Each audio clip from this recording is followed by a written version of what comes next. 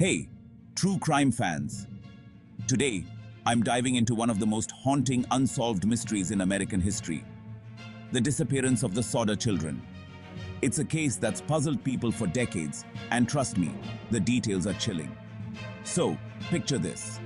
It's Christmas Eve 1945 in Fayetteville, West Virginia. The Sodder family's home catches fire around 1:00 a.m. George and Jenny Sodder, along with 4 of their 10 children, escape the blaze.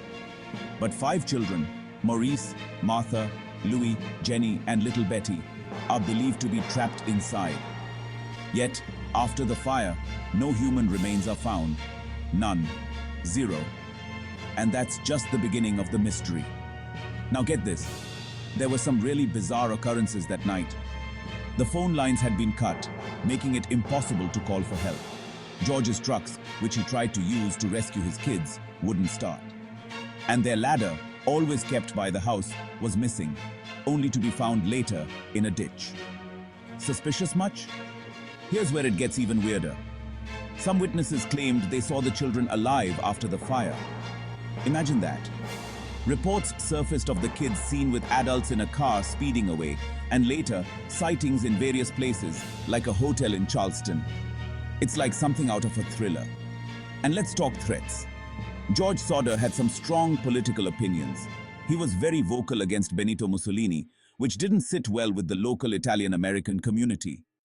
He even received threats that his house would be torched and his children harmed. Coincidence? I think not. Fast forward to 1968. The Sodder family gets a mysterious letter with a photo of a young man who resembled their missing son, Louis. On the back were these cryptic words: Louis Sodder, I love brother Frankie, Illil boys, A90132 or 35. It led to more questions, but no solid answers. So, what happened to the Sodder children? Some believe they were kidnapped, given all the sabotage and those eerie sightings. Others think it could have been a mafia retaliation for George's political views. The investigation was rushed and incomplete, with the fire being blamed on faulty wiring, despite George recently checking it. Experts argue that the fire couldn't have burned hot enough to completely incinerate 5 bodies without leaving bones or teeth. Suspicious, right? And that 1968 letter? It's one of the most tantalizing clues, but also one of the most frustrating dead ends. In the end, the disappearance of the Sodder children remains a heartbreaking mystery. Were they victims of a tragic accident, a targeted kidnapping, or a sinister revenge plot? Decades later, we still don't have clear answers. And that, my friends, is what makes this case one of the most confounding unsolved mysteries ever.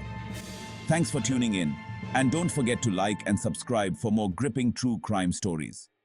Until next time, stay curious and stay safe.